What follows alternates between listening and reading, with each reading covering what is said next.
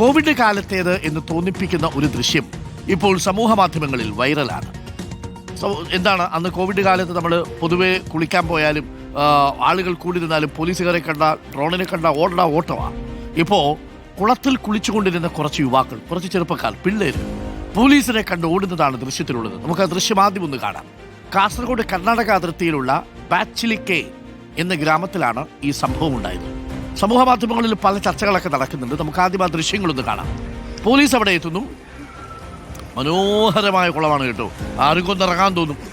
ആ മനോഹരമായ കുളത്തിൽ കുളിച്ചുകൊണ്ടിരുന്ന ചെറുപ്പക്കാർ പിള്ളേരുതാ ഓടുകയും വീഴുകയൊക്കെ ചെയ്യുന്നുണ്ട്. പോലീസുകളുടെ പിന്നാലെ ഓടുന്നുണ്ട്.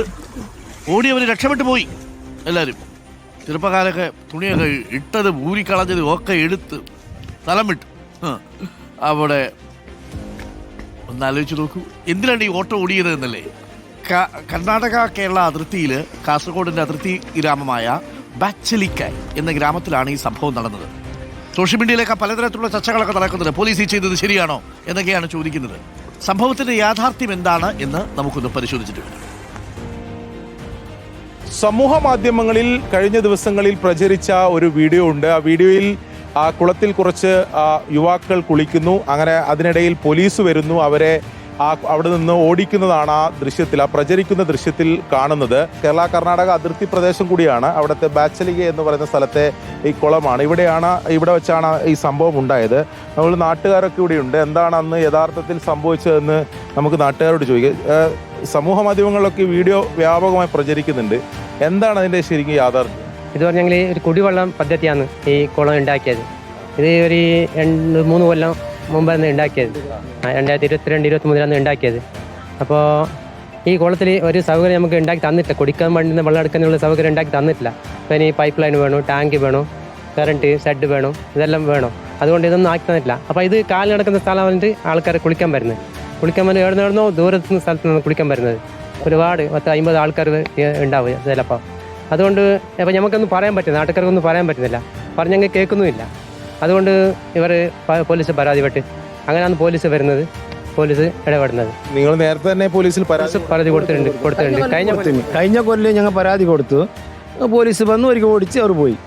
കുടിവെള്ളമാണ് ഞങ്ങൾ ഉദ്ദേശം കുടിവെള്ളം. ഒരു 10 വീട്ടിലേക്ക് കുടിവെള്ളത്തിന് വേണ്ടിയിട്ട് ഈ ബ്ലോക്ക് പഞ്ചായത്ത് 10 ലക്ഷം രൂപ ചെലവാക്കിയിട്ട് ടെൻഡറാക്കിയത്. കുളിക്കാനുള്ളതല്ല. ബോർഡ് ഇട്ടിട്ട് പോയിനി. ഇനി സോഷ്യൽ മീഡിയയിൽ പല തരത്തിൽ പ്രചരിക്കുന്നുണ്ട് ഇങ്ങനെ കുട്ടികളെ ഓടിക്കുന്നത്.